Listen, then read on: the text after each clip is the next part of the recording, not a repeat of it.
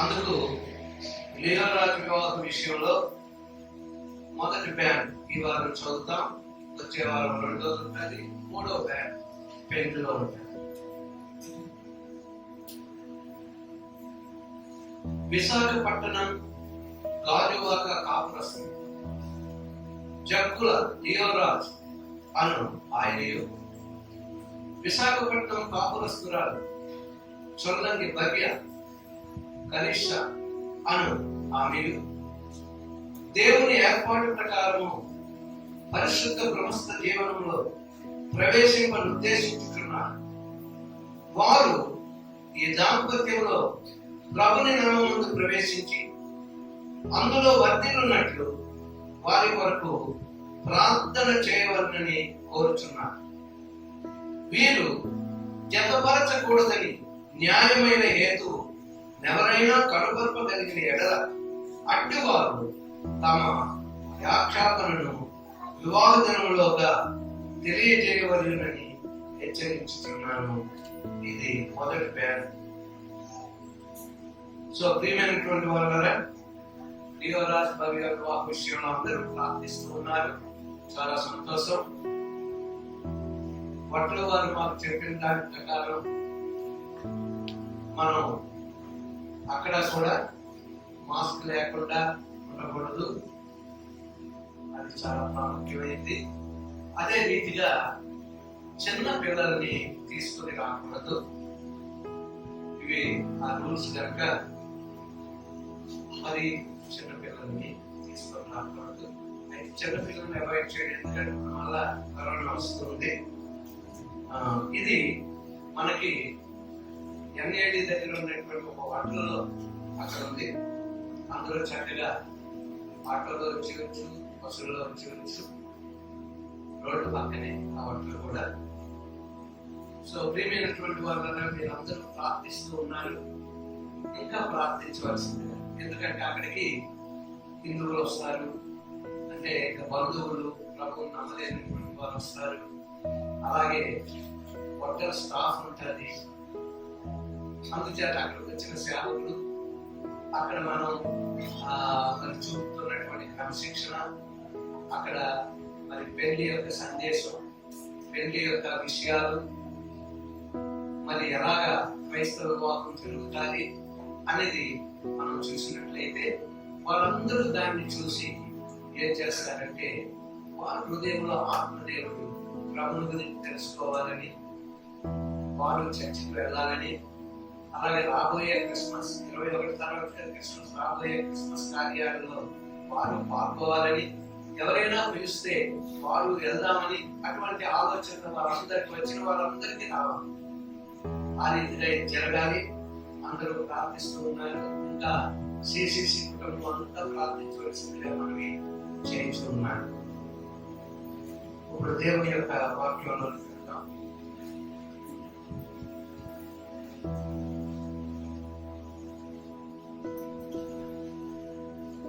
ఈరోజు సందేశం కొరకు ఆల్రెడీ మీకు నిన్న పంపించాం. ఏంటన్నా ఉంది? తొలగింపబడుట. ఓకే, మొదటి లైన్ తొలగింపబడుట అంటే ఏంటి? మొదటి లైన్ నెంబర్ 1. మాస్క్ తీసి చెప్పండి నాకు. మొదటి లైన్ నుంచి నాకు 1-2 ఆన్సర్ అయినా కావాలి. తొలగింపబడుట అంటే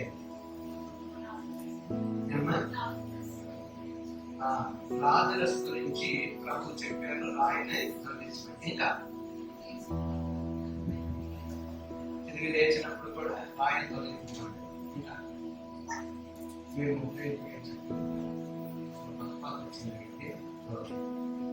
రెండవ లైన్ తొలగింపబడుట అంటే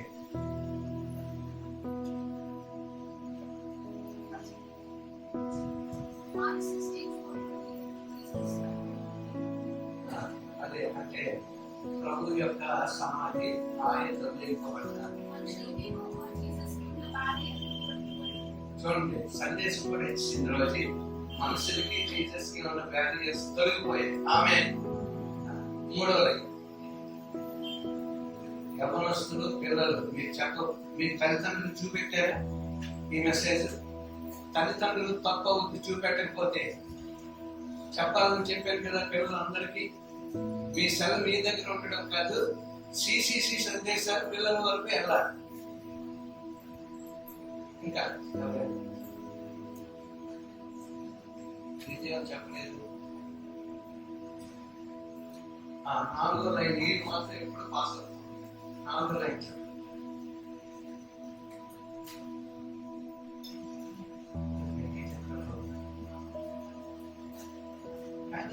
చాలా కట్టించుకున్నాయి.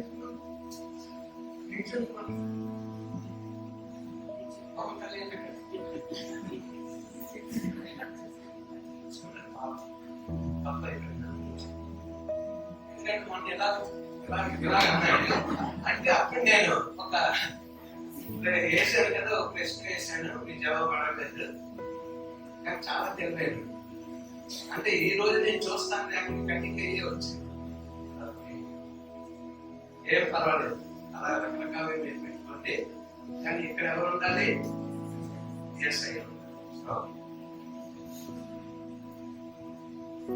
మీరు చెప్పినవన్నీ కరెక్టే, తప్పంటలేదు. అయితే ఇంకా ఇంకా ఎన్ని చెప్తారో అని ఆశ. ధ్యానిస్తూ ఉన్నారు కదా ఈ మధ్య కాలంలో. అయితే మధ్యలో ఒక వారం ధ్యానించడానికి మనకు సందేశాలు లేవు. మీకు నేనేం చెప్పలేదు, హోంవర్క్ ఏమి ఇవ్వలేదు.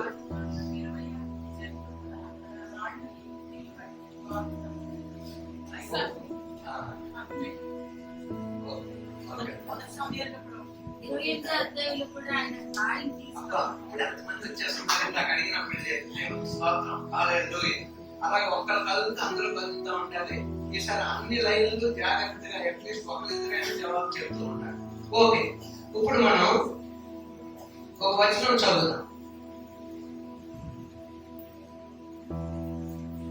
2వ రాజులు 2వ అధ్యాయం 1 నుంచి 9 వచనాలు. ఎవరి దగ్గర అయితే మైక్ ఉందో వారు మాత్రమే చదవాలి. చదువుతున్నప్పుడు చాలా జాగ్రత్తగా వినాలి. యెహోవా సుడిగాలి చేత ఏలియాను ఆకాశములకు ఆరోహణం చేయింపబో కాలమున ఏలియాయు ఎలీషాయు కూడా గిల్గాల నుండి వెళ్ళుచుండగా ఏలియా, యెహోవా నన్ను బేతేలునకు పొమ్మని సెలవిచ్చి ఉన్నాడు కనుక నీవు దయచేసి ఇక్కడ ఉండమని ఎలీషాతో అనెను. ఎలీషా, యెహోవా జీవముతోడు, నీ జీవముతోడు, నేను నిన్ను విడువనని చెప్పగా వారిద్దరును బేతేలునకు ప్రయాణం చేసిరి. బేతేలులో ఉన్న ప్రవక్తల శిష్యులు ఎలీషా యొద్దకు వచ్చి, నేడు యెహోవా నీ యొద్ద నుండి నీ గురువును పరమునకు తీసుకుని పోవునని నీ వెరుగుదువా అని ఎలీషాను అడుగగా అతడు, నేను ఎరుగుదును, మీరు ఊరకుండడనెను.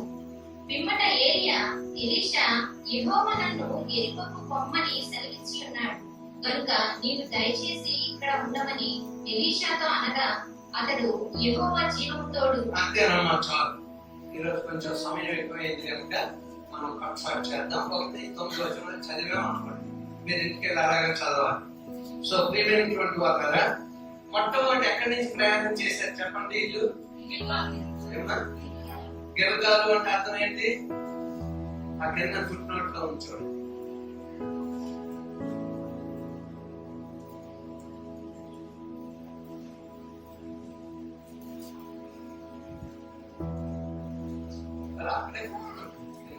లేదా ఓకే, నెక్స్ట్ గిల్గాలు ఎక్కడ వస్తుందా అక్కడ ఫుట్ నోట్ లో మనం చూద్దాం.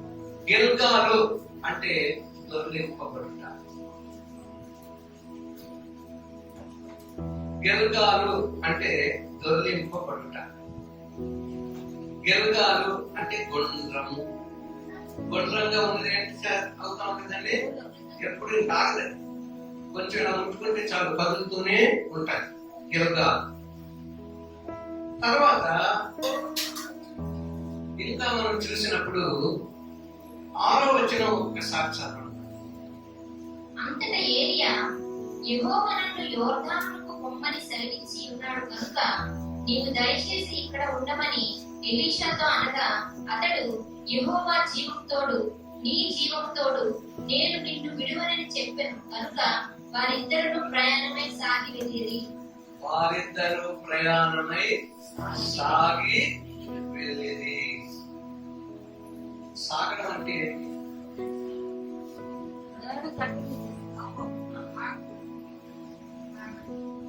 ఓకే. అంతే. మనందరం కూడా ఏం చేయాలంట? సాగి సాగి వెళ్ళబోతూ ఉండేవే, కాగడానికి వీల్లేదు. గెలగాల నుంచి వాళ్ళు ఏం చేశారు? ఆగలేదు. దేవుడు ఏలియాని తీసుకుని వెళ్ళిపోయిన వరకు ఏం చేశాడండి? ఎలీషా సాగిపోయాడు, ఆగలేదు. సాగండి కానీ ఆగకండి. ఏం చేయాలంటే మనం నిత్య జీవ వారసులమైనటువంటి మనము, మన దేశం అక్కడ ఉంది, అక్కడ పరలోకం ఉంది. పరలోకం నుండి ప్రభు వచ్చి మనల్ని తీసుకుని వెళ్ళబోతూ ఉన్నాడు. మన కొరకు రాజ్యం సిద్ధపరిచి ఉన్నాడు. భవనాలు పడుతూ ఉన్నాడు. మనం ఎదుగుతున్న కొద్ది మన భవనాలు అక్కడ ఎదుగుతూ ఉంటాయి. చక్కగా అవి తీర్చిదిద్దబడుతూ ఉంటాయి. అటువంటి గొప్ప పట్టణానికి దేవుడు మనతో ఏమంటాడంటే సాగి వెళ్ళండి. మరి మనందరం మధ్యలో ఆగిపోతున్నట్టున్నాం. మధ్యలో ఎందుకంటే ఈ శిష్యులాగా, ఎలీషా శిష్యులాగా ఏం చేస్తా ఉంటాడు అంటే, ఏలియా శిష్యులు అందరూ కూడా ఏమంటున్నారు? ఎలీషా ఆగిపో, ప్రభు ఏలియాని మా ప్రవక్తని తీసుకుని వెళ్ళిపోతూ ఉన్నాడు, నువ్వెందుకు ఆయన వెనకాల వెళ్తున్నావు? ఊరుకోండి అక్కడ ఏమన్నాడండి? ఊరుకోండి అని ఏం చేశాడు? సాగడం మొదలు పెట్టాడు. ఎవరితో? గురువు గారితో సాగడం మొదలు పెట్టాడు. ఆయన మీదకి ఏలియా దుప్పటి ఎప్పుడైతే ఆయన అరకలు దున్నుతూ ఉన్నప్పుడు పడ్డాదో వెంటనే అక్కడ దేవుని ఆత్మ కార్యం జరిగింది. మళ్ళా వారు ప్రయాణమై వెళ్ళారు. ప్రయాణమై వెళ్ళి అంటే ఎక్కడి నుంచి ఎక్కడికి వెళ్ళారు అనేది మనం చూసుకున్నట్లయితే, అంటే మనం చదవద్దు, గిలగాలు నుంచి బేతేలుకి వెళ్ళారు. ఎక్కడికి వెళ్ళారండి? బేతేలు అంటే దేవుని మందిరం, ప్రార్థనా మందిరం. అక్కడి నుంచి ఎక్కడికి వెళ్ళారు? ఎరుకోకి వెళ్ళారు. దేవుని మందిరం నుంచి ఎక్కడికి వెళ్ళారండి? ఏమండి? ఎరుకోకి వెళ్ళారు. అంటే మనం ఏమనుకుంటున్నాడు? మందిరానికి రాగానే గొప్పవారు అయిపోతాం అనుకుంటాం. కానీ అక్కడి నుంచి మనం ఎక్కడికి వెళ్ళారండి? ఎరుకోకి వెళ్ళారు. అక్కడ ఇంకా శిష్యులు వదలడం లేదంటే వెళ్ళగా అనుకో అని. మళ్ళీ అక్కడి నుంచి ఎక్కడికి వెళ్ళారు అని మనం చూసినట్లయితే యోర్దాను, ఎరుకో అంటే జెరికో, యోర్దాను అలా జ్ఞాపకం. గిల్గాలు నుండి మందిరానికి వెళ్ళారు, బేతేలుకి వెళ్ళారు. బేతేలు నుండి ఎరుకోకి వెళ్ళారు. ఎరుకో నుండి యోర్దానికి అలా నేను అలాగే జ్ఞాపకం. మీరు కూడా ఎప్పుడైనా 4, 5 అలాగే వచ్చినప్పుడు అలా అనుకుంటా ఉంటారు. అనుకొని జ్ఞాపకం పెట్టుకోవడానికి ప్రయత్నించారు. పడుకున్నప్పుడు జ్ఞాపకం పెట్టుకోవడానికి ప్రయత్నించారు. లేచినప్పుడు జ్ఞాపకం పెట్టుకోవడానికి ప్రయత్నించారు. నేను రాత్రి పడుకునే ముందు ఒకసారి దేవుడు ఇచ్చినటువంటి సందేశాన్ని ప్రార్థన చూసుకుంటాను. తర్వాత మరలా ఉదయాన్నే లేచిన వెంటనే మరలా చూసుకుంటాను. వచ్చే ముందు మరలా చూసుకుంటాను. ఇక్కడికి వచ్చిన తర్వాత మరలా చూసుకుంటాను. మీతో మాట్లాడుతున్నాను మరలా. అంటే మనలో ఏముండాలి? ఆయన ధ్యానం ఉండాలి. మర్చిపోకుండా ఎలా ఉండాలి అని 10 సార్లు చూసుకుంటూ ఉండాలి. మర్చిపోకుండా ఉండాలి అంటే మేము నేర్చుకుని ఇతరులకు చెప్తూ ఉండాలి. అందుకే నేనేం చేస్తా ఉంటాను, ఎవరైనా వస్తే అక్కడే కూర్చోబెట్టేసి ఆ రోజు నేను నేర్చుకున్నవన్నీ చెప్పేస్తా ఉంటే నా చుట్టూ ఇతను ఎప్పుడు ఇంకా అలా చెప్తాను, ఎందుకు నేను చెప్తాను తెలుసా? అది నేను జ్ఞాపకం ఉంచుకుంటాను. ఎవరికైనా మనం చెప్తూ ఉన్నప్పుడు మనం జ్ఞాపకం ఉంచుకుంటాం. నువ్వు సువార్త చేస్తూ ఉన్న వరకు సువార్త చేస్తున్నటువంటి వారికి నరకం జ్ఞాపకం ఉంటుంది, పరలోకం జ్ఞాపకం ఉంటుంది. ఎందుకు? యేసయ్య ఎందుకు వచ్చాడు నువ్వు చెప్తున్నావు సువార్తలో. యేసయ్య ఎందుకు చనిపోయాడు, యేసయ్య యొక్క శిలువ యొక్క విలువేంటి అని నువ్వు ఇతరులకు చెప్తూ ఉన్నావు. చెప్తూ ఉన్నప్పుడు పరలోకానికి వెళ్ళడానికి నీకు జాగ్రత్తగా ఉంది. ఎవరైతే సువార్త చేయరో వాళ్ళకి జాగ్రత్త. మాటలు ఎక్కువ ఉంటాయి, చేతలు తక్కువ ఉంటాయి. సువార్త చేసిన వారికి ఏముంటాయంట? దేవుడి కొరకు మాటలు తక్కువ ఉంటే జీవించడం ఎక్కువ. సువార్త, మంచి వార్త, రక్షణ వార్త, ఈ వార్త ఈ దినాల్లో మనం ప్రకటించాలి. ప్రభు రాకడ గురించి ఇప్పుడు కంపల్సరీ ప్రకటించాలి. నేను ఎప్పుడైనా ఎలా ఉంటానంటే, మేస్త్రికారులు కలిసినప్పుడు, ప్లంబర్స్ తో కలిసినప్పుడు, ఎలక్ట్రీషియన్స్ తో కలిసినప్పుడు, ఈ మధ్య వార్తలు వస్తున్నాయి కదా, వాళ్ళందరితో ఆఖరి వారు గురించి ఆఖరి వాళ్ళు వెళ్ళిపోయిన వారు. నేను ఎందుకు నిల్చోవాలి అక్కడ? వాళ్ళు వెళ్ళిపోయిన ముందు ఎలా వస్తానయ్యా అంటే వెళ్ళండి అంటారు. కానీ నేను ఎందుకు నిల్చుంటాను తెలుసా? ఛాన్స్ గురించి చూస్తూ ఉంటాను. ఎప్పుడు నాకు ఛాన్స్ వస్తుందా అని చూసి ఆఖరి అందరూ కలిసి ఉన్నట్టుగా న్యూస్ లో నుంచి ఏదో ఒక మాట తీసి, ఇది బైబుల్లో ఉంది, అందుకే ఇవన్నీ జరుగుతూ ఉన్నాయి అని మొదలు పెట్టినప్పుడు వాళ్ళు ఏదైనా అడుగుతారు. ఆ ఛాన్స్ చూసినట్టు మాటలు చెప్పి చిన్న ప్రార్థన చేసుకుని వెళ్తున్నారు. సో ప్రియమైనటువంటి వాళ్ళ ప్రతి సమయంలో రోజులో ఒక్కసారి నువ్వు నిజంగా ప్రార్థించుకున్నట్లయితే, సువార్తను అందించే భారం నీ అందున్నట్లయితే, ఆ రోజు ఎవరో ఒకరి నీ దగ్గరికి వస్తారు. నువ్వు ఎక్కడికి వెళ్తావో అక్కడ నీ మొహంలో కనబడతావు. తప్పకుండా ఓ సువార్త చేయాలని వ్యాన్ మీద దేనిపై తాపు తినొచ్చేసి ప్రభు కొరకు తాపు తిన్నాము అని అనకూడదు. ఏం చేయాలి? సువార్తను ఆలోచనపూర్వకంగా చేయాలి.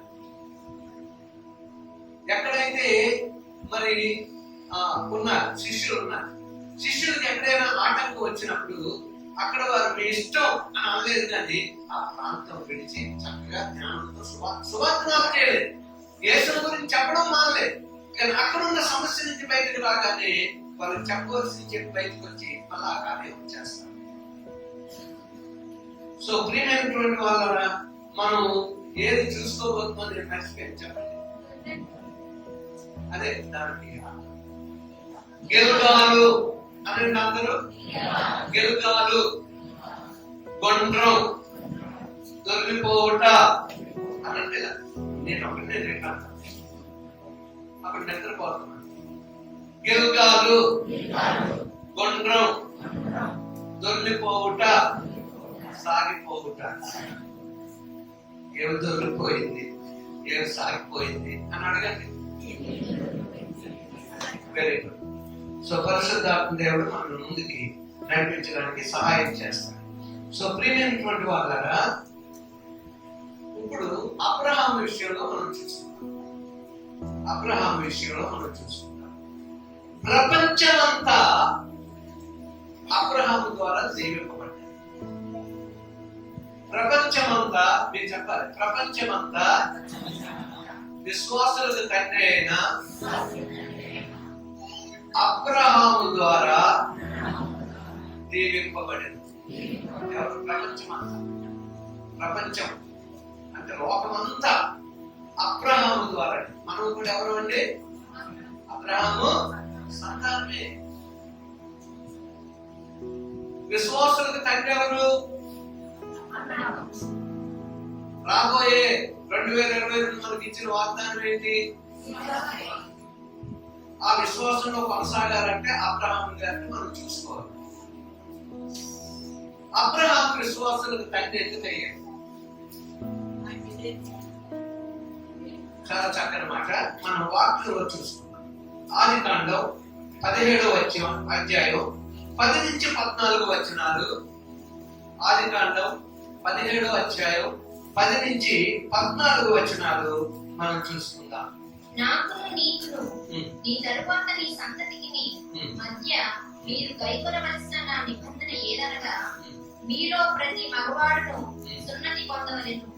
మీరు మీ గోప్యాంగ చర్మమున సున్నతి పొందవలెను. అది నాకు నీకు మధ్యనున్న నిబంధనకు సూచనగా ఉండును. 8 దినములు వయసు గలవాడు అనగా నీ ఇంట పుట్టిన వాడైనను, నీ సంతానము కాని అన్యుని యొద్ద వెండితో కొనబడిన వాడైనను, నీ తరములలో ప్రతి మగవాడు మీలో సున్నతి పొందవలెను. నీ ఇంట పుట్టిన వాడును, నీ వెండితో కొనబడిన వాడును తప్పక సున్నతి పొందవలెను. అప్పుడు నా నిబంధన మీ శరీరమందు నిత్య నిబంధనగా ఉండును. అంతే. ఇక్కడ మనం చూస్తూ ఉన్నప్పుడు ఎన్నో విషయాలు దేవుడు అబ్రహాంకి చెప్పాడు. అబ్రహామా, నువ్వు ఇలాగా ఉండాలి, సున్నతి పొందాలి, డబ్బించి కొనుక్కున్నటువంటి వాడు దాసుడు కూడా ఈ కార్యం జరగాలి, శరీర విషయంలో అంటూ ఉన్నాడు. నా నిబంధన మీరు పాటించాలి. దేవుడంట అబ్రహాంతో చెప్పినవన్నీ అబ్రహాం ఏం చేశాడు? ఆయన ఆజ్ఞను పాటించాడు. ఏం చేశాడండి? విశ్వాసులకు కైవృత్తి అయిపోలేదు, విశ్వాస జీవితంలో ఆయన అలాగే ఎదుర్కోలేదు. ఆయన ఏం చేశాడంట? విశ్వాసులకు తండ్రి అయినటువంటి అబ్రహాము దేవుడిచ్చిన ప్రతి ఆజ్ఞను పాటించాడు. మనం పాటించాలి. దేవుడిచ్చిన ఆజ్ఞలు, లేఖనాల్లో మనకి ఇవ్వబడినటువంటి ఆజ్ఞలు మనం పాటించాలి. అబ్రహాము ఆజ్ఞలన్నీ పాటించి దేవునికి లోబడ్డాడు. ఆజ్ఞను పాటించేవాడు దేవునికి లోబడ్డాడు. ఆజ్ఞను ప్రేమించేవాడు, ఆజ్ఞను పాటించేవాడు దేవుని ప్రేమిస్తాడు అని మన యోహాను 14లో తర్వాత ఏం చేశాడు? నన్ను ప్రేమించేవాడు నా ఆజ్ఞను లేకుంటాడు, నా ఆజ్ఞను లేకున్నవాడు నన్ను ప్రేమిస్తాడు. ఎంత చక్కగా అనేక మాటలు అక్కడ రాయబడి ఉంది. ఇంటికి వచ్చాడు. యోహాను 14 ఆజ్ఞాపనం రాసి పెట్టుకుని ఇంటికి ధ్యానం చేయండి. ఓకే, ఇప్పుడు మనం ఆజ్ఞను పాటించాడు. ఏ ఆజ్ఞ అంటే? సున్నతి. సున్నతి అనేది దేని సంబంధి?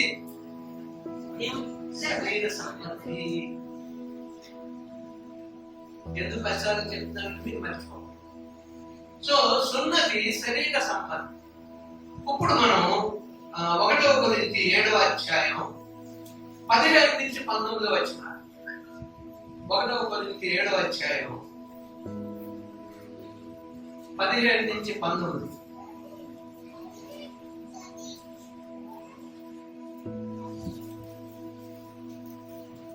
అయితే అవిశ్వాసి అయిన వాడు ఎడబాసిన ఎడబాయవచ్చును. అట్టి సందర్భములలో సహోదరికైనను నిర్బంధం లేదు. సమాధానంగా ఉండుటకు దేవుడు మనలను పిలిచి ఉన్నాడు. ఓ స్త్రీ, నీ భర్తను రక్షించదవో లేదో నీకేమి తెలియను. ఓ పురుషుడా, నీ భార్యను రక్షించదవో లేదో. 15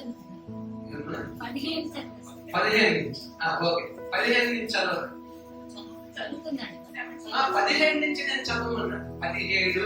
అయితే ప్రభువు ప్రతివానికి ఏ స్థితి నియమించెనో, దేవుడు ప్రతివానిని ఏ స్థితి యందు పిలిచెనో ఆ స్థితి యందే నడుచుకొనవలెను.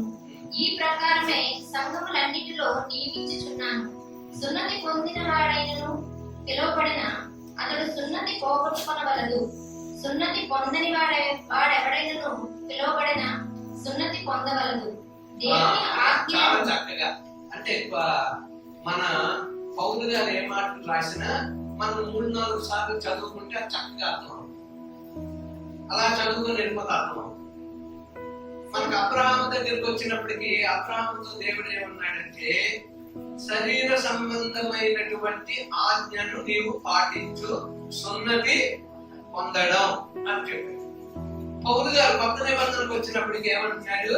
శరీర సంబంధి అయినటువంటి సున్నతి పొందినా నీవు ఇక్కడ ఉండొచ్చు, శరీర సంబంధమైనటువంటి సున్నతి పొందకపోయినను నీవు ఇక్కడ ఉండొచ్చు. అంటే ఒకటి శరీర సంబంధమైనది, ఒకటి ఆత్మ సంబంధమైనది. కొత్త నిబంధనలో ప్రభువు మనకి ఇచ్చినటువంటి నిబంధనలో మనకై ఏం చేస్తూ ఉన్నాడు అంటే ఆత్మ సంబంధమైన విషయాలన్నీ మనం చూస్తూ ఉన్నాం. పాత నిబంధనలో శరీర సంబంధమైనటువంటి సున్నతిని మనము చూస్తున్నాం. శరీర సంబంధమైనది, ఆత్మ సంబంధమైనది. విశ్వాసము ద్వారా బాప్తిస్మం తీసుకొని మారు మనసు పొందడం అనేది దేవుని ఆజ్ఞను పాటించడం. దేవుని ఆజ్ఞను పాటించినప్పుడు దేవుడు ఎన్నో గొప్ప గొప్ప కార్యాలు ఆగి ఉన్నవన్నీ కొనసాగుతాయి. మనం కొనసాగండి, సాగిపోవండి అని మనం ఆగిపోతాం. అందుకే చాలా విషయాలు మనం నేర్చుకోలేకపోతున్నాం. ఎదగలేని స్థితిలో ఏమంటున్నామంటే ఇది పిల్లల్లాగే పాత మీద పట్టుకొనే మనం ఉంటున్నాం. మీరు మంచి ఆహారం తినవలసిన సమయంలో ఇంకా పాలు తాగుతున్నారా అంటున్నాడు. పాలు తాగుతున్నారా అంటే గేదె పాలు కాదు, తల్లి పాలు ఇంకా తాగితే ఇంకా చిన్న పిల్లలాగే ఉంటున్నావా? జాగ్రత్త సుమా, ఎదిగి బలమైన ఆహారం నీవు తినవలసిన వాడుగా ఉన్నావు. వాక్యం విని దాని ప్రకారం జీవించకపోతే చిన్నవాడివే. వాక్యం విని దాన్ని ధ్యానించకపోతే నువ్వు ఇంకా చిన్న స్థితిలోనే ఉన్నావు. అందుకు నువ్వు ఎదగలేని స్థితి. తల్లిదండ్రులు పిల్లలకి అన్ని రకాల ఆహారాలు అంటే తొందరగా మా ముందు వారు ఎదుగుపోవాలి, బాగా చదువుకోవాలి, గొప్పవాడైపోవాలి, మమ్మల్ని పోషించేవాలి అంటున్నారు.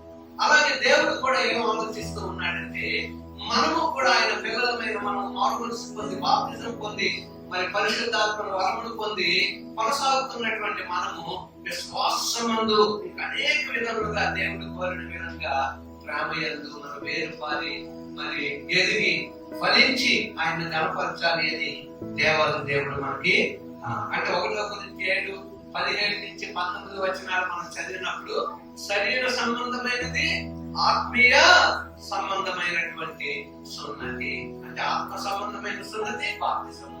అందుకే పౌలు ఎంతో చక్కగా అంటున్నాడు ఏంటంటే, నీవు శరీర సంబంధమైన సున్నతి పొందిన సంఘములో ఉండు, నువ్వు ఆత్మ సంబంధమైన సున్నతి పొందిన సంఘములో. ఎంత చక్కగా క్రమశిక్షణ సంఘానికి రాబోయే దినాలలో సున్నతి పొందినటువంటి వారు సంఘాల్లోనికి యూదులైనటువంటి వారు అనేక మంది రక్షణ పొంది ప్రభువులో ఉన్నారు. సో ప్రియమైనటువంటి వాళ్ళారా, ఈ రీతిగా మీరు నేర్చుకోవాలి. ఒకటి శరీర సంబంధమైన సున్నతి, అది పాత నిబంధన కాలంలో దానికి అబ్రహాము లోబడ్డాడు. ఇంకో మాట తెలుసా మీకు? అక్కడ ఏమంటున్నాడు? సున్నతి కలగకపోతే వాడు చావే, వాడిది చావే, మరణమే. ఒక చోట అందరినీ చంపేయడానికి వచ్చాడు అన్నాడు. అప్పుడు యెహోవా తొందరగా అందరికీ సున్నతి చేయించాడు. ముందుకెళ్ళినప్పుడు చూస్తాం కత్తులు లేవండి. అప్పుడు రాజు కత్తుల్ని వాడే కత్తులు ఇమ్మీడియట్ గా తయారు చేశారు.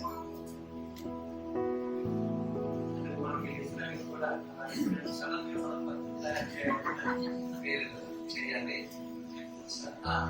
అంటే ఇదేంటంటే చెక్కడం, ప్రభు రూపాలని చెక్కడం, యేసు రూపాలని చెక్కడం. మా ఇంటికి వచ్చి చూద్దురు తర్వాత మీ అందరూ వచ్చి వాళ్ళ చెక్కడాలు ఎలా ఉన్నాయో మీరు చూద్దురు. ఇజ్రాయెల్ అనుకుంటారు భలే పెడుతున్నారే మాస్టర్ గారు, చాలా జాగ్రత్తగా చేయాలి మేము అన్నట్టు. సో అలాగే మీరు కూడా తెలివితేటలు కలిగి ఉంటారు అన్ని పనుల్లో. సో ప్రియమైనటువంటి వాళ్ళ ఇప్పుడు యెహోషువ గ్రంథానికి వెళ్దాం. 5వ అధ్యాయం 1-9 వచనాలు. కొన్ని వచనాలు చదవండి, ఆగండి అని చెప్తాను. 5వ అధ్యాయం 1-9 వచనాలు చాలా ఇంపార్టెంట్ మాట. వారు దాటుచుండగా ఇశ్రాయేలీయుల ఎదుట నుండి యెహోవా యోర్దాను నీళ్లను ఎండ చేసిన సంగతి యోర్దానుకు పడమటి దిక్కునున్న అమోరీయుల రాజులందరూ సముద్రము నొద్దనున్న కనానీయుల రాజులందరూ వినినప్పుడు వారి గుండెలు చెదిరిపోయిను. ఇశ్రాయేలీయుల భయం చేత వారికి ధైర్యం ఏమీ లేకపోయిను. ఆ సమయమున యెహోవా రాతి కత్తులు చేయించుకొని మరలా ఇశ్రాయేలీయులకు సున్నతి చేయించమని యెహోషువకు ఆజ్ఞాపింపగా, యెహోషువ రాతి కత్తులు చేయించుకొని సున్నతి గిరియాను స్థలము దగ్గర ఇశ్రాయేలీయులకు సున్నతి చేయించెను. అంతేనమ్మా, చాలు. ఇక్కడ మళ్ళా ఏమంటాడు? మళ్ళా సున్నతి చేయించమంటాడు. ఎక్కడంట? ఎక్కడ చేయించాలని స్థలం పేరు చెప్పండి. సున్నతి గిరి. గుర్తులే గిరి అన్నారు. గిరి అంటే గిరి చూస్తున్నాడు. సున్నతి గిరి, సున్నతి గిరి ఆ స్థలం పేరే. ఎందుకంటే అక్కడ సున్నతి మళ్ళా దేనికి సున్నతి అని నాకు అర్థం అవ్వలేదు. మీకు అర్థమైందా?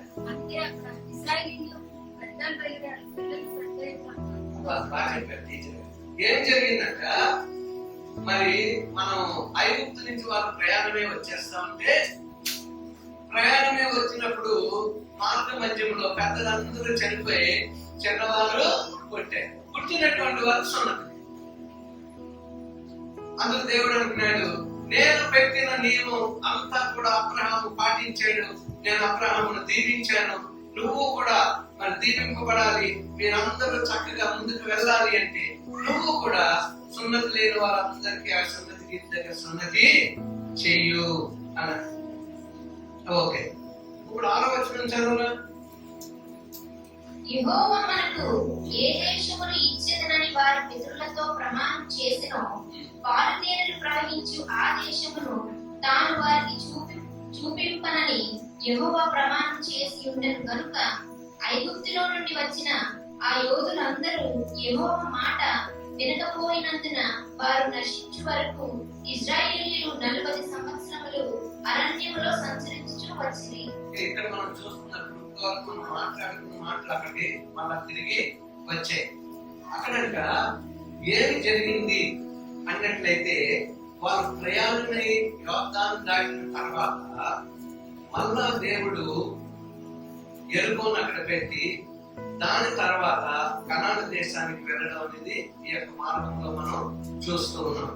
ఎందుకంటే గిల్గాలు అనేది మనకు మెయిన్ ఈ రోజు. గిల్గాలు అంటే ఏంటంటే దొరలి పోవుట. ఏంటి దొరలి పోయింది అంటే, మనమంట పాపులుగా ఉన్నప్పుడు దేవుని మాటలు విని పశ్చాత్తాపం పొంది మారు మనస్సు మనకి దేవుడు అనుగ్రహించిన తర్వాత మనం ఏం చేసామంట, నీటి బాప్తిజంలోనికి వెళ్ళి మన పాపాలు మనము దేవుని ఆజ్ఞను పాటించి మన పాపాలు కడుక్కొని యేసు రక్తంలో తిరిగి లేపబడుట. అంటే ఏమి దొరికిపోయాయి? పాపాలు దొరికిపోయాయి. అంటే ఇంగ్లీష్ లో పాట రోల్డ్ అవే తెలుగులో కూడా ఉంటుంది.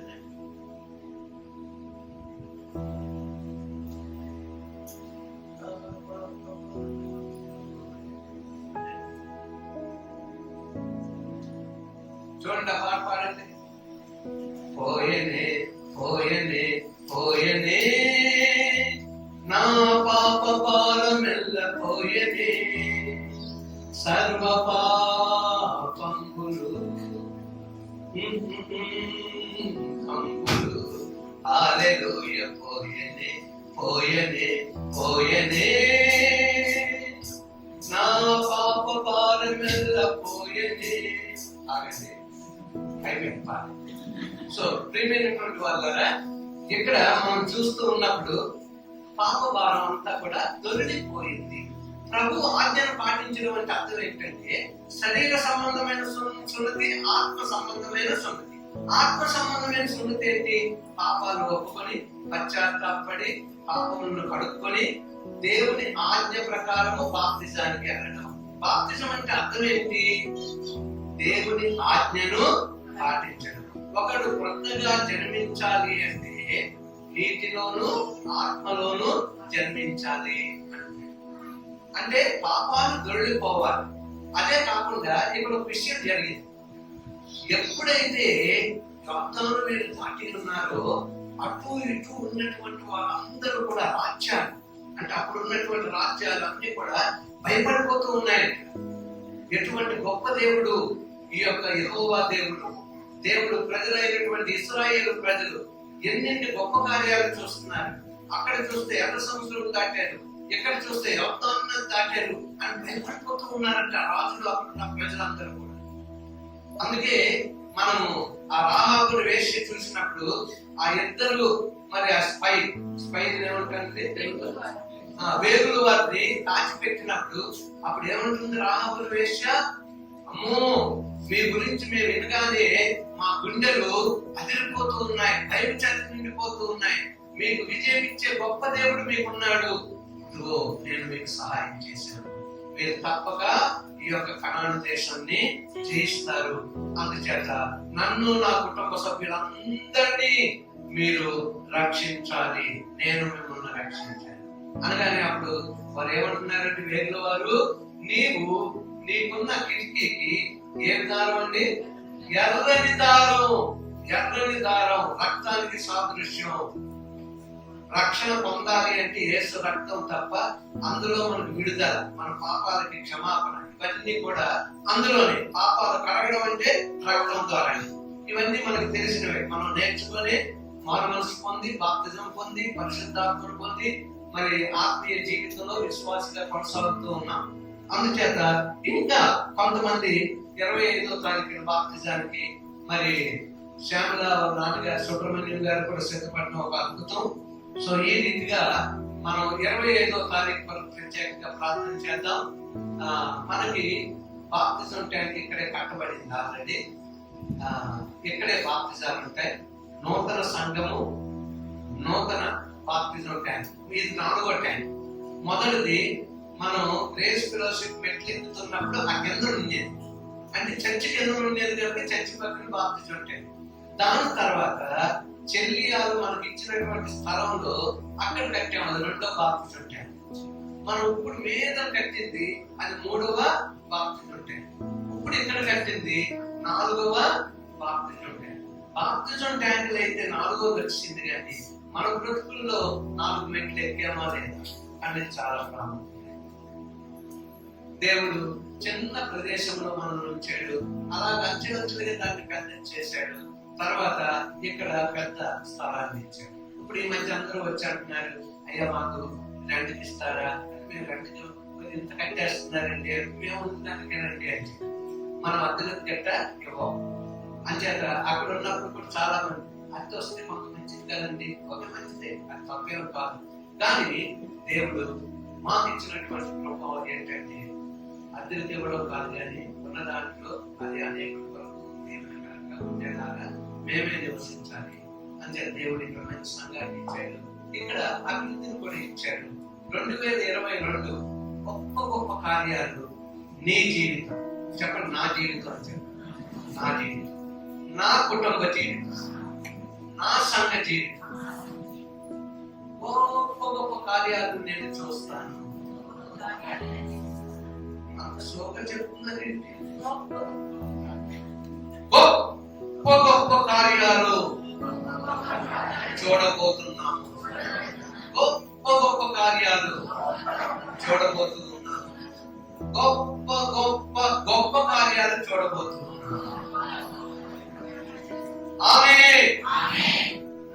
చూస్తారు. దేవునికి స్తోత్రం కలుగునుగా. ఇక్కడ మనం యెహోషువ 5వ అధ్యాయం 10వ వచనం ఒకసారి చూద్దాం. ఇంకా టైం అయిపోయింది, ముగించే సమయం. ఇశ్రాయేలీయులు గిల్గాలులో దిగి ఆ నెల 14వ తేదీని సాయంకాలమున యెరికో మైదానములో పస్కా పండుగను ఆచరించింది. ఇక్కడ మొదలవుతుందండి, పస్కా పండుగ ఆచరించారు. ఇంకా అక్కడి నుంచి ప్రయాణం సాగబోతుంది. ఏంటి పస్కా? కొత్త నిబంధనలో పస్కా అంటే ఏంటి?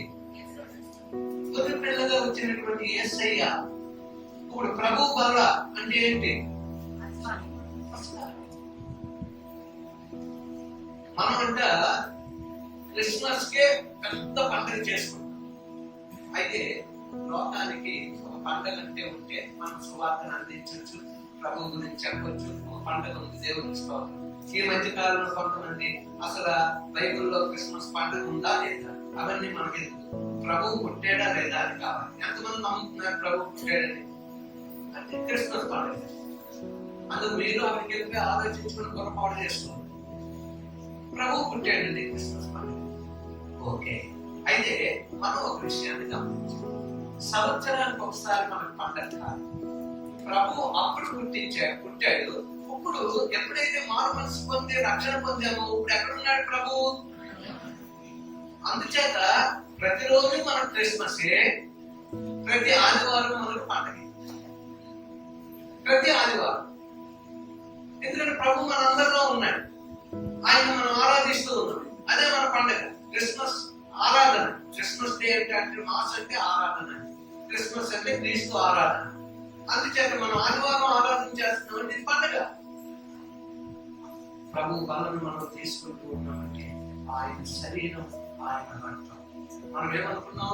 మొట్టమొదట జీవ వృక్ష ఫలము ఆదాము అవ్వలు కోల్పోయారు కనుక అది పరలోకానికి వెళ్ళిపోయింది. దాని ప్రభు అలాగా శాంతి చూపలేదంట దేవుడు. నా ప్రజలు మళ్ళా తిరిగి రక్షణ పొందాలి అని ఆ యొక్క జీవవృక్ష ఫలమైనటువంటి ప్రభువునే కిందకి అంకాడు. ఆ ప్రభు ఏం చేశాడంటే, ఇదిగో మీకు నిజమైన ఆహారం నా శరీరమే, మీకు నిజమైన పానము నా రక్తమే, ఇది తిని త్రాగువాడు నిత్య జీవము గలవాడు. ప్రియమైనటువంటి వాళ్ళరా, ప్రభు వల్ల ఏ ఆదివారం మీరు నిర్లక్ష్యం చేయండి. 9 గంటలకు గేట్ వేయబడుతుంది. 9 గంటలంటే బాగుంది, 9కి లోన్ ఉంటారు. కానీ 10 నిమిషాలతో 9, అట్లీస్ట్ మరీ అర్జెంట్ 5 నిమిషాలతో 9కి ప్రతి వారము వాళ్ళను సమీపించి పరిశుద్ధముగా దాన్ని ఆచరించి ప్రభు శక్తితో ఆయన రాకడానికి సిద్ధపడాలి. ఆ రీతిగా మనం ప్రతి వారం కూడా ఒక పండగలా, ఆదివారం ఆరాధనలో ఒక పండగలు అనేకం కలుసుకుంటాం. ప్రతిరోజు మన కుటుంబంలోనే ఉంటాం, క్రీస్తు మన హృదయంలో ఉంటాం. ఆదివారం అయినప్పుడు సిసిసి కుటుంబాలన్నీ ఒక చోట. ఇది మన పండగ అని చెప్పి మనం ప్రతి ఆదివారం పాడాలి. నేను టైం లేదు, సంవత్సరానికి ఒకసారి పాడుతూ ఉన్నాం, కానీ ఇంట్లో పాడుతున్నాం, అప్పుడప్పుడు పాడుతున్నాం. పండగే అని చెప్పి ఈ ఆదివారం మనకు పండగే, ప్రతి ఆదివారం మనకు పండగే. సో ఈ రీతిగా మనము క్రీస్తును కలిగిన పండగ జరుపుకుందాం. అంటే ఇక్కడ ఏమంటున్నాడు? ఏడాది గొర్రె పిల్ల గాని మేక పిల్ల గాని మనము బలి ఇవ్వాలి అనేది పస్కా. కానీ ప్రభువుని ఏమన్నారు? అదిగో లోక పాపంలో మోసుకొని పోతున్న దేవుని గొర్రె పిల్ల అని ఎవరన్నారు? ఇచ్చినటువంటి యోహాను అన్నాడు. ఆ గొర్రె పిల్ల అనగానే అది ఏనాటికైనా వధింపబడుతుంది. ఒకవేళ బ్రాహ్మణులు పెంచుకున్నారనుకోండి గొర్రె పిల్లని, ఏం చేస్తారు? ఆఖరికి కషాయం ఇచ్చేస్తారు, ఆ కోసుకోకపోయినా. మొత్తం మీద గొర్రె పిల్ల, మేక ఇవన్నీ కూడా ఏమవుతాయి? బలికి వెళ్తూ ఉంటాయి. అందుచేత లోక పాపములను మోసుకొని పోవచ్చు దేవుని గొర్రె పిల్ల మనకి బలి అయింది. ఇక్కడ చాలా ప్రాముఖ్యమైనది. ఎప్పుడు మనం దీవెన పొందుతామంటే ఏమంటున్నాడు? నా శరీరం తిని నా రక్తం తాగి నన్ను మీరు జ్ఞాపకం ఉంచుకోవాలి అంటాడు. ఏమంటున్నాడండి? జ్ఞాపకం ఉంచుకోవాలి అంటే నా యొక్క బలియాగమును మీరు ప్రచురణ చేయాలి. మనం బల దగ్గరికి వచ్చినప్పుడంట, నువ్వు ఏం పర్వాలేదు, కన్ను తెరిచే ఉంచు, నీ బతుకు లోన్ పెట్టు. కన్ను తెరలేదు అనుకో, ముందు గుర్తు చేస్తే అనుకో, గుర్తేస్తాను. కన్ను మూసుకొని ఉన్నావు అనుకో, మాకు కూడా ఇలా కొట్టి మరి ఇవ్వాల్సి వస్తుంది. కన్ను తెరిచావు, భక్తి భావన ఇక్కడ పెట్టు. సంఘానికి వచ్చినప్పుడు క్రమశిక్షణ ప్రకారం అందరూ వస్తూ ఉన్నప్పుడు కన్నులు తెరిచి భక్తి భావంతో అటు ఇటు చూడకుండా మనోనేత్రములతో శిలువను ధ్యానిస్తూ ఒకసారి చెప్తే మీకు అరగదని ఆయా సమయాల్లో ఇలా ఉండాలి అలా ఉండాలని చెప్తూ ఉన్నాం. ఒకసారి చెప్పామనుకోండి మీకు అజీత్ అయిపోతుంది. అజీత్ అయితే పడుకోలేరు, కూర్చోలేరు, కెరలేరు, చచ్చి మానేద్దాం అనుకుంటారు. అందుకు మీరు చిన్న పిల్లలుగా ఎదుగుతూ ఉన్నారు. ఇప్పుడు మీరు ఎదిగిన పిల్లలు, ప్రభు రాకడ వచ్చేస్తుంది. అంతే ప్రియమైనటువంటి వాళ్ళరా, ప్రభు వాళ్ళను ఎవరైతే సమీపించి ఆయన యొక్క శరీరమును రక్తమును తిందురో వారే నిత్య జీవము గలవారు. ఎప్పుడు ఎవరైనా పొందారో తెలియదు.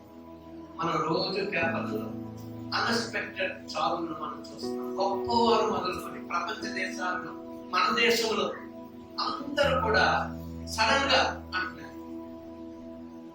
అంటే మన జీవితం కూడా ఏమో తెలియదు సుమా. అంచేత మనం చాలా జాగ్రత్తగా మనం ఒకటి జ్ఞాపకం చేసుకోవాలి. దేవుడు ఏం చేస్తున్నాడంట? మన అవమానాలన్నీ దొరికి వేస్తున్నాడు. చూడండి, ఐగుప్తు బానిసత్వం నుంచి వస్తున్నటువంటి దేవుని ప్రజలకు ఎన్నెన్నో ఇబ్బందులు వచ్చాయి, ఎన్నెన్నో కష్టాలు వచ్చాయి. కానీ ఏం జరిగిందో తెలిసింది.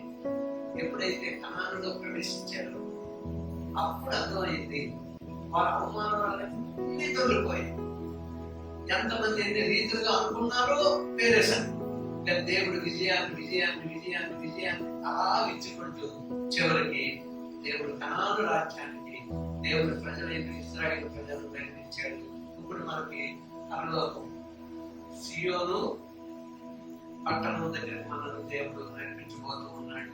అందుచేత మనము జీవజల ఫలమైనటువంటి ప్రభు ఆ యొక్క బలను తీసుకుంటూ ఉన్నప్పుడు శిలువను ధ్యానించాలి. శిలువ పాటలు పాడతారు, ఎందుకు మనం పాడుకునేవాళ్ళం. కరోనాను బట్టి మనం తిరుగుతూ ఉన్నాం. వీలైతే శిలువ పాటలు ఎప్పుడు అవేనా ప్రభు బలను ఇస్తూ ఉన్నప్పుడు శిలువ పాటలు అర్థమవుతున్న స్టీఫెన్ ప్రభు వల్లకి మీరేం చేయాలి? ఒక రోజు ముందుగానే సిలువ పాటలు పెట్టుకోవాలి. సిలువ పాటలు పెట్టుకొని ఒక పాట అయిపోగానే మళ్ళా ఆఫ్ చేసి అలా ఉండడం కాకుండా ప్రయత్నించండి, ఆకుండా ఎలా ఉండాలి ఆ కంటిన్యూ అవుతూ ఉండాలి సిలువ పాటలు. మీరు కూడా ప్రభు బలం తీసుకున్నప్పుడు ఆ ధ్యానంతోనే గ్రౌండ్కి వెళ్ళి కూర్చోవాలి. సో అలాగా మనకు ఉన్నటువంటి పరిస్థితులను బట్టి మనం అలా కొనసాగాలి. సో ప్రియమైనటువంటి వాళ్ళ చూడండి, ఆఖరిగా ఒకటి మనం చూద్దాం. 1 కొరింథీ 5:7.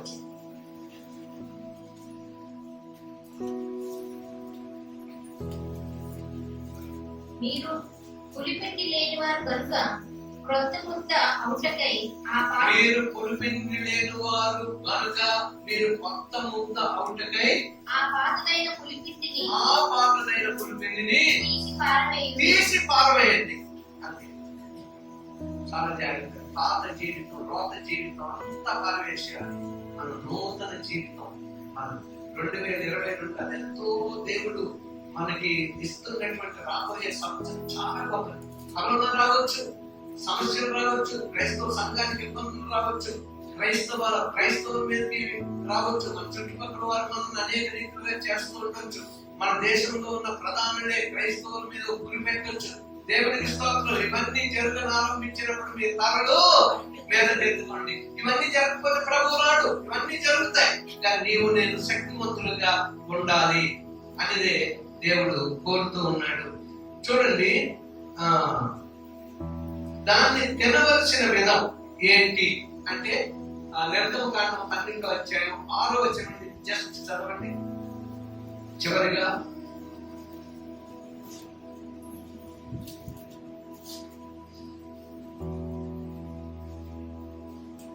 నిర్దోషమైన ఏడాది మగపిల్లను తీసుకొనవలెను. గొర్రెలలో నుండి అయినను మేకలలో నుండి అయినను దాన్ని తీసుకొనవచ్చును. ఈ నెల 14వ దినం వరకు మీరు దాన్ని ఉంచుకొనవలెను. తరువాత ఇశ్రాయేలీయుల సమాజపు వారందరూ తమ తమ కూటములలో సాయంకాలం ముందు దాన్ని చంపి దాని రక్తము కొంచెం తీసి తాము దాన్ని తిని ఇండ్ల ద్వార బంధపు 2 నిలువు కమ్ముల మీదను పై కమ్మి మీదను చల్లి ఆ రాత్రియే వారు అగ్ని చేత కాల్చబడిన ఆ మాంసమును పొంగని రొట్టెలను తినవలెను. చేదు కూరలతో దాన్ని తినవలెను. దాని తలను, దాని కాళ్ళను, దాని ఆంత్రములను అగ్నితో కాల్చి దాన్ని తినవలెను. దానిలో ఉడకనదైనను నీళ్లతో వండబడినదైనను తినకూడదు. ఉదయకాలం వరకు దానిలోని ఏదియో మిగిలింపకూడదు. ఉదయకాలం వరకు దానిలో మిగిలినది అగ్నితో కాల్చివేయవలెను. మీరు దానిని తినవలసిన విధమేమనగా మీ నడుము పట్టుకొని ఇక్కడి నుంచి బాగా జ్ఞాపకం ఉంచుకోండి. నడుము పట్టుకోండి, మీ చెప్పులు తొడుగుకొని మీ కర్రలు చేత పట్టుకొని త్వరపడచ్చు దాన్ని తినవలెను. అంటే ప్రయాణానికి సిద్ధమై లేవండి, నడుము పట్టుకోండి, చెప్పులు వేసుకోండి, కర్ర పట్టుకోండి, అప్పుడు మీరు తినడం. అంటే అంతా కూడా ఎలా ఉండాలి అంటే ఆలస్యంగా సోమరితనంగా మనం జీవించకూడదు. ప్రభు వలన ఆయన రాకడి జన్మంలో మన ప్రయాణం ఎలా ఉండాలి అంటే అలా ఉండాలి. అది పాత నిబంధన. కొత్త నిబంధనకు వచ్చినప్పుడు ప్రభు వలనే మనం తీసుకుంటున్నాం. అందుచేత అంటున్నా, శరీరం తిన్న రక్తం త్రాగబడి నిత్య జీవము గలవాడు నేను అంత్యకాలమందు వాడిని లేకుంటున్నాను. చనిపోయినటువంటి వారందరూ కూడా మహిమ కలిగినటువంటి దేహాలుగా జీవించి ఉన్న మనకంటే చనిపోయిన వారి ముందు, తర్వాత మనం జీవించిన వారు. ఇది తిన్నవాడు మాత్రమే తిరిగి లేస్తాడు అంటున్నాడు. అంటే దీని యొక్క శక్తి చాలా గొప్పది. మీరు ఒక్కసారి అర్థం చేసుకోవచ్చు. కొత్తవారు లేకపోతే పాతవారు కూడా కొంత అర్థం కాకపోవచ్చు, కానీ ఒకటి మాత్రం వాళ్ళు నేర్చుకున్నారు. ఏం పద్ధతి ఉద్యోగ గారు నా గుండెలు అదిరిపోయే అదొకటే నేర్చుకుంటారు. కొన్ని మాటలు అర్థం కావు, కానీ చెప్పారండి, నాకు నిజంగా గుళ్ళు కదిలిపోయిందండి. గుళ్ళు కదిలిపోతే కాదు కానీ నేను హృదయం కదలాలి, మనసు కదలాలి. అప్పుడేంట మన అవమానాలన్నీ తొలగింపబడతాయి. మనం ప్రభు వైపు చూస్తాం. ఆయన వెలుగును దర్శించుకుంటాం, ఆయన దగ్గరికి మనం ప్రయాణం అవుతాం. ప్రియమైనటువంటి వాళ్ళ మరి ఈ యొక్క బాప్తిజాలన్నీ కూడా చాలా గొప్పవి. ఈసారి అంచేత బాప్తిజాలు తీసుకోవాల్సిన వారందరూ పేరు చదివాను, మీరు ప్రార్థన చేయండి. అలాగే మనకు ఉపవాస ప్రార్థన 1 రోజు ఉంటుందా, 2 రోజులు ఉంటుందా, 3 రోజులు ఉంటాయా అనేవి మీరు ప్రార్థన చేయండి. ప్రభు మనకి ఇచ్చిన గైడెన్స్ ప్రకారం మనం ఉపవాస ప్రార్థన చేద్దాం. అయితే అన్నిటికంటే ముఖ్యంగా ఉదయకాల ప్రార్థన ఎవరు చేయలేదో అబద్ధం ఆడదు. ప్రభు గురించి చెప్పాను, ప్రభు మన మధ్యలో ఉన్నాడు, వాళ్ళు లేచిన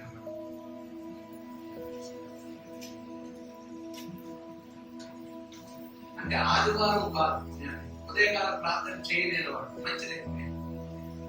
వచ్చేవారు ఎవరైనా నిలబడితే కనబడు వచ్చేవారు, ఎందుకంటే మీరు ఆజ్ఞను పాటించడం. ప్రతిదానికి మీకు క్రమశిక్షణ ఉంది. ఉదయకాల ప్రార్థన భార్య, భర్త, కొడుకు, కూతురు అందరూ ఇక్కడ ఎప్పటివరకు మనం చదివించేది ఆజ్ఞను పాటించాడు అబ్రహాము, ఆజ్ఞను పాటించాడు యెహోషువ. ఆజ్ఞను పాటించడం అంటే ఆయనకు లోబడ్డం. నాకు నిద్ర వస్తాయి, రాత్రి లేటుగా పడుతున్నాను, వర్క్ చేసి అక్కడికి వెళ్ళొచ్చు. కానీ లేచి కూర్చున్నప్పుడు, పాటలు పాడుతూ ఉన్నప్పుడు, వాక్యం చదువుతూ ధ్యానిస్తూ ఉన్నప్పుడు ఎంత అద్భుతమో తెలుసా. ఇది మొదలు పెట్టి ఎన్నో రోజండి ఈ రోజు, అది మాత్రం జ్ఞాపకం పెట్టుకున్నారు పాస్టర్ గారు అడిగితే చెప్పండి. ఎంత అద్భుతమని. వచ్చే వారం ఎవరైనా లేచి నిలబడ్డారా అది దేవుడు నాకు చెప్పేస్తారు. మీరు ఈజీగా అనుకోరు, ఈజీగా అస్సలు అనుకోరు. ఆజ్ఞను పాటిస్తేనే పరలోకం. అందుకే ఇవన్నీ కూడా ఎక్సర్సైజెస్. ఎక్సర్సైజ్ అంటే అర్థమైంది రకరకాలుగా ఉంటాయి.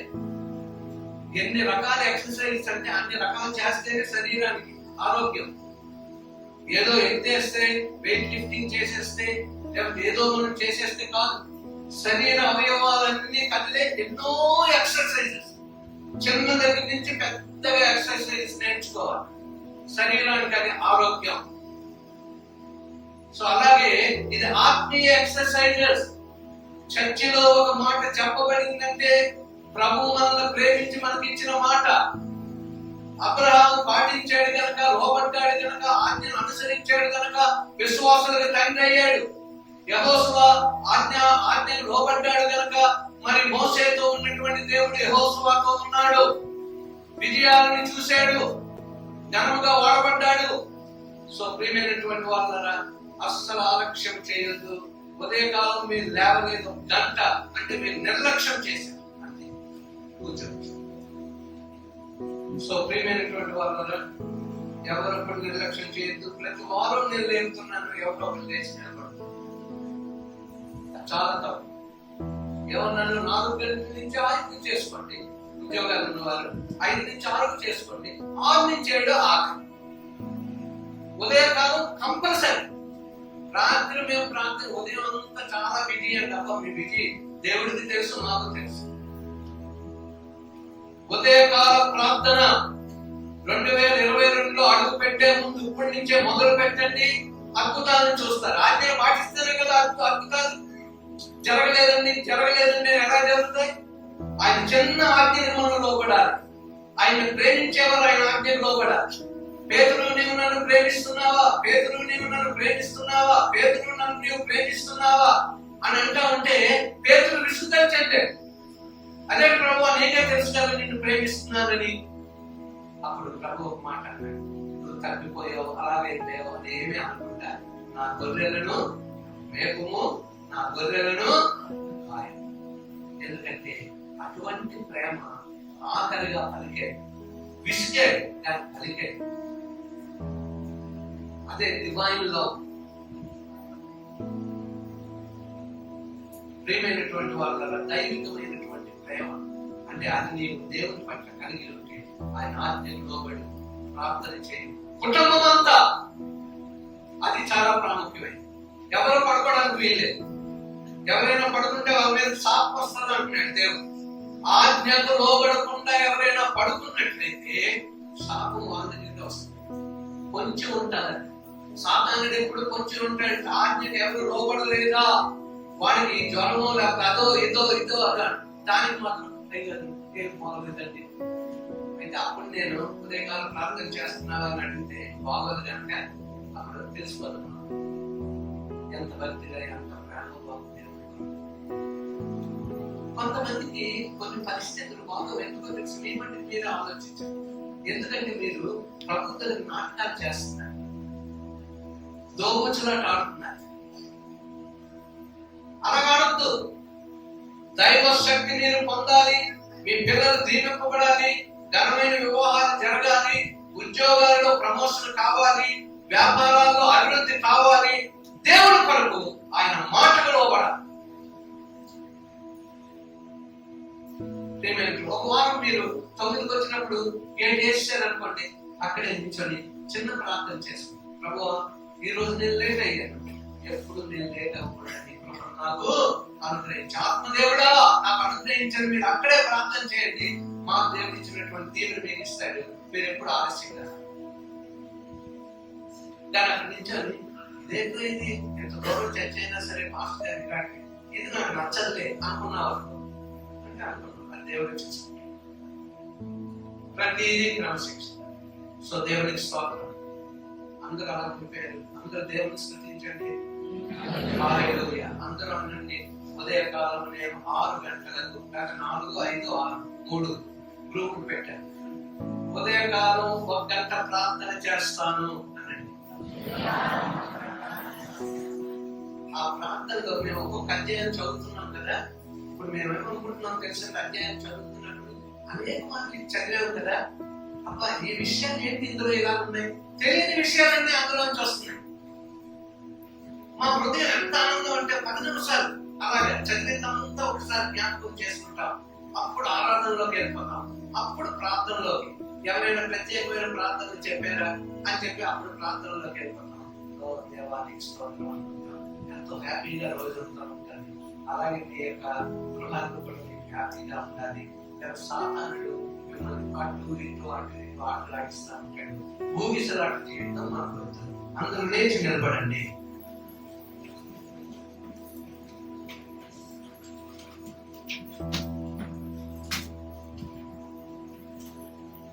సో ప్రియమైనటువంటి వాళ్ళ అలాగ ఒక నిమిషం ప్రార్థనలో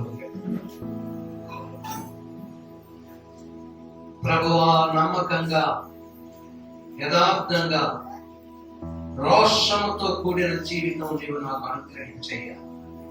నేను చెప్తున్న మాటలు మీరు హృదయంలో అనుకుంటూ ప్రార్థన చేయండి.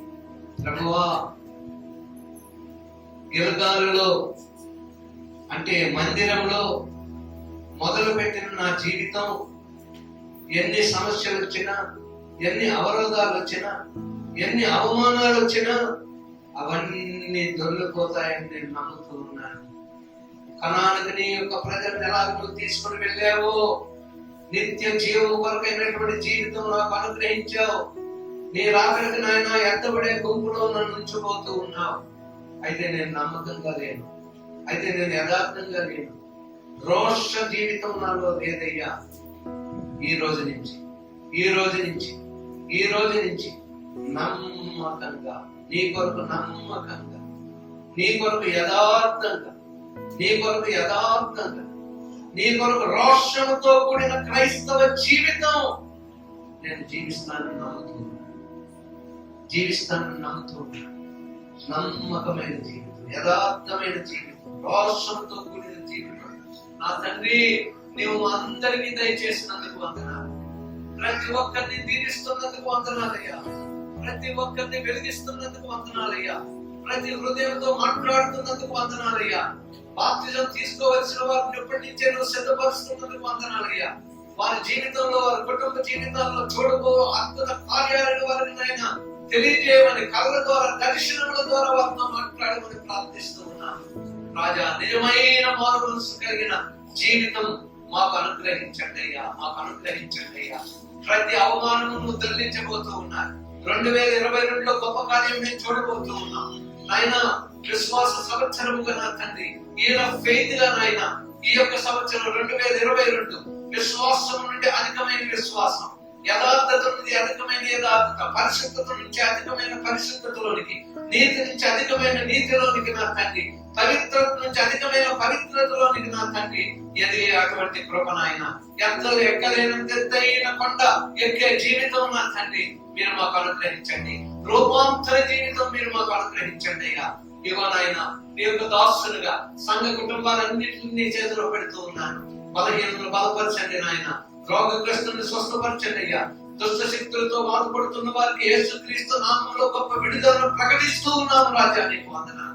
వ్యాపారాల మీద నీ యొక్క అభివృద్ధిని ఉంచండి, ఉద్యోగాల్లో నీ యొక్క అభివృద్ధిని ఉంచండి, చదువుల్లో నీ యొక్క అభివృద్ధిని ఉంచండి, కుటుంబంలో నాయన పిల్లల యొక్క నా తండ్రి వివాహాలలో కూడా నీ కార్యం ఉంచండి అయ్యా. నీ కార్యం ఉంచండి నాయన.